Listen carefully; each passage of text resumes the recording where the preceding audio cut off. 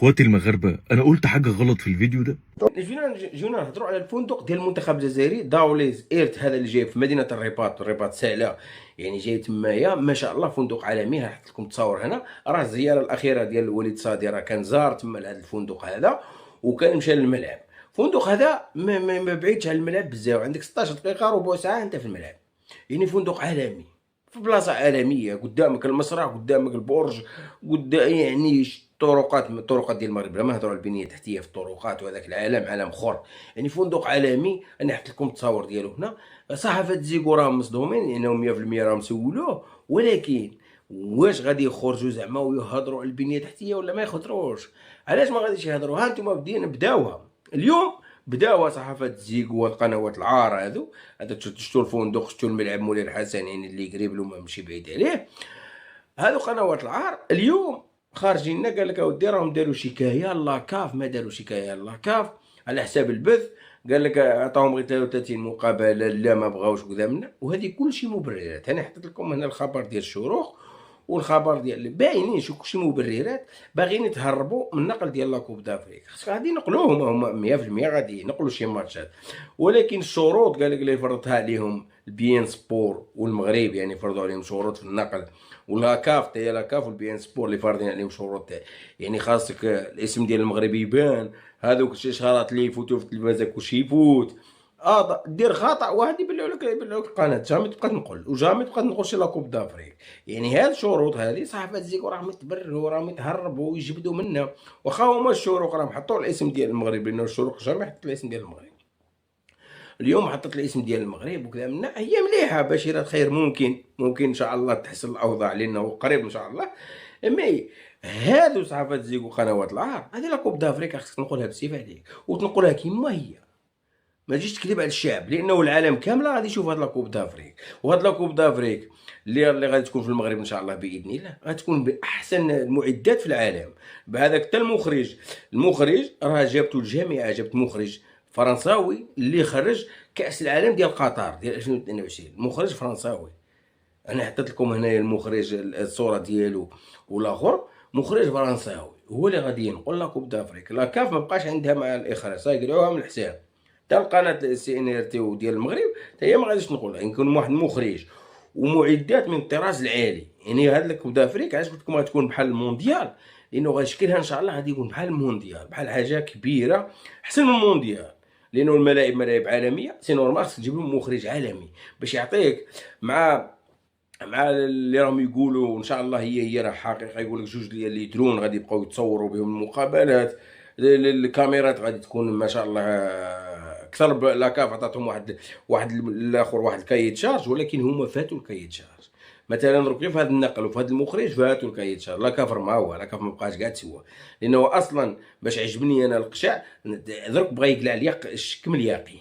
كاين مشكل في المخرجين، سواء ما تقدرش تعرف يجيب لك مخرج لاكاف، يجيب لك شي مخرج كاع مرون راه يقدر يسوقك.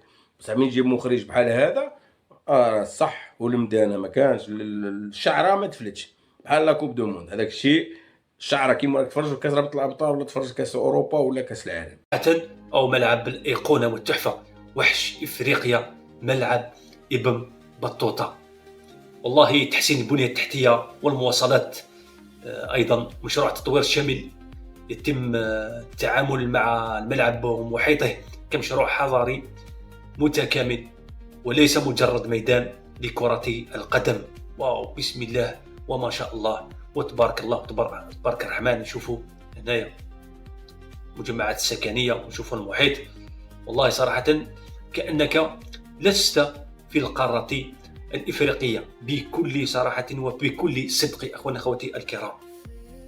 والله ما ينجزه العمال والأيادي المغاربية لم يسبق له مثيل في القارة الإفريقية. شفنا مونديال جنوب أفريقيا 2010 مشاهد يا إخواني أخواتي الكرام، فكان 2025 ستكون أفضل كأس إفريقيا في تاريخ الماما أفريكا. وسيصعب كما قال عصام الحضاري، سيصعب للذي يأتي بعد المغرب يستضيف هذه الدورة، لأنه كان 2025 ستجرى على ملاعب مونديالية. مونديال 2030 المشترك مع اسبانيا والبرتغال.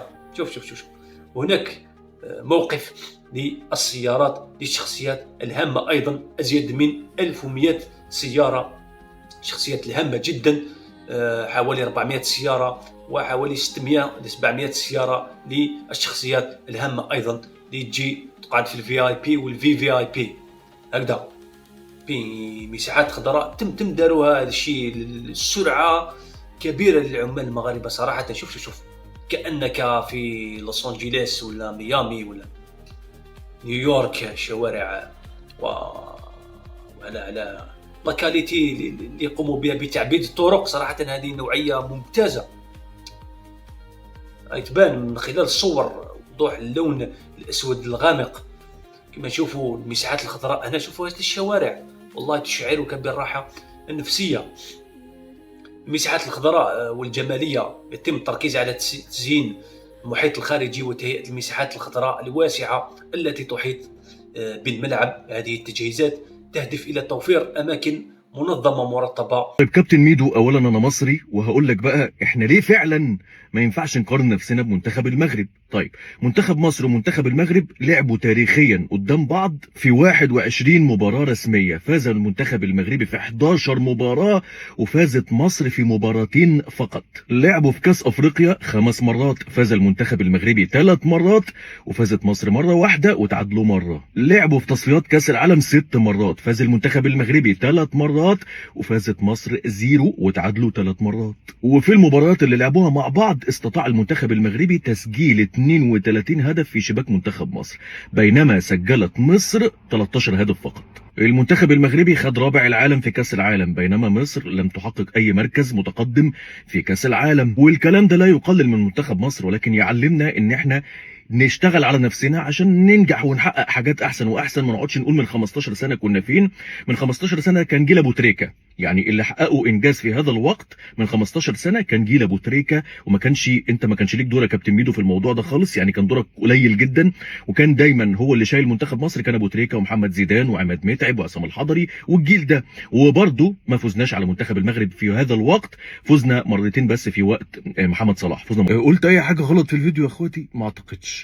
الحاجه بس اللي انا اتلخبطت فيها او غلطت فيها ان انا نسيت ماتش كهربا، اللي هو كهربا جاب فيه جول، يعني مصر فازت في افريقيا مرتين بدل مره واحده بس كده. قلت حاجه بقى تقلل من حبي البلدي او من انتمائي لمصر؟ لا خالص، عشان بس التعليقات جننتني. يعني التعليقات اللي مكتوبه من بعض الناس جننتني. يعني انا مصري يا جماعه، بس انا بقول الحقيقه عادي، مصري ومحب للمغرب. ولما المغاربه اخواتي يحققوا انجازات والمنتخب المغربي يفرق عن منتخبات افريقيا كلها، انا مش بتكلم هنا في البطولات اللي احنا خدناها بتاعت كاس الامم الافريقيه.